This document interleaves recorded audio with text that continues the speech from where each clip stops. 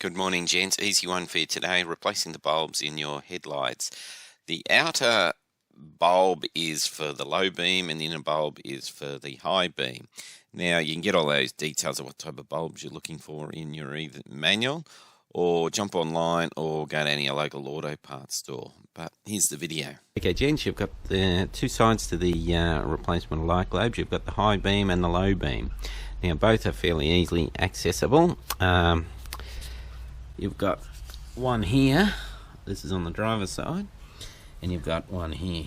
Now basically it's just a case of pulling off the rubber protection cap here, and then you go in here, and as you can see, there's the little, and you just turn it anti-clockwise, and out comes the globe, and you put it back in. It's clockwise.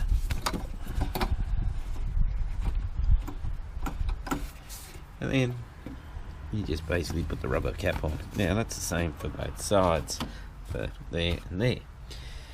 Now over here you've got the problem of the battery being in the way, and that's only going to matter if you've got big hands. And over here you've got the fuse box. So it depends on the size of your hands. You may have to remove the battery, and you may have to lift the fuse box lid off, and then struggle around in there.